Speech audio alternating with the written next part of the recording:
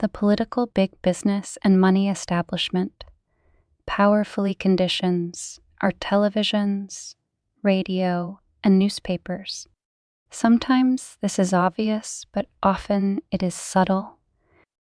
Most media like to create the impression of even-handed and objective reporting, but this is frequently an illusion.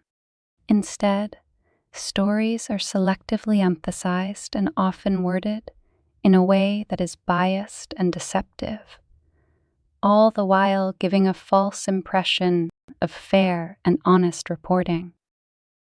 The problem is, people don't know how to think, and large numbers are ill-equipped to handle the media onslaught. They become unwitting media victims, hypnotized by slogans, appeals to fear, and materialistic self-interest. What would it sound like if they were honest? Alert, deception ahead. Good evening. It's 6 o'clock. We now begin with a fair and balanced presentation of what we want you to think.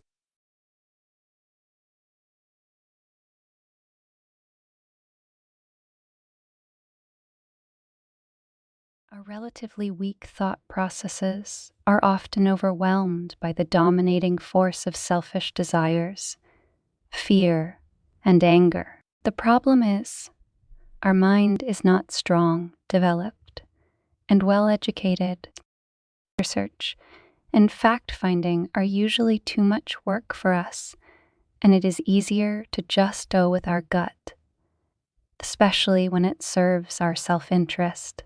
Strong emotions trigger black and white thinking, where everything is either or, all or nothing. There's then little or no sense of degrees, of the actual gradations and relativity of things. Things become exaggerated, and a caricature of reality, where fear leads toward paranoia.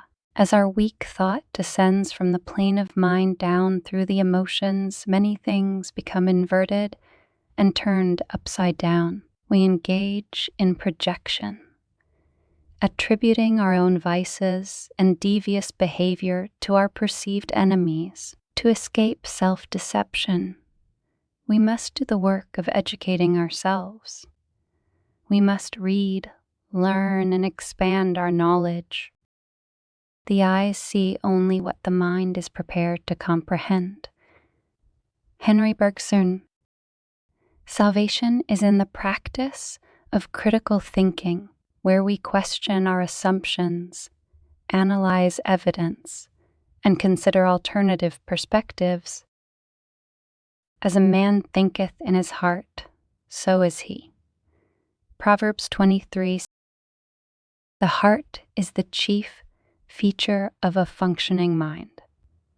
Frank Lloyd Wright. The heart is the best reflective thinker. Wendell Phillips. And now here is my secret, a very simple secret. It is only with the heart that one can see rightly. What is essential is invisible to the eye. The Little Prince. We don't see things as they are. We see them as we are.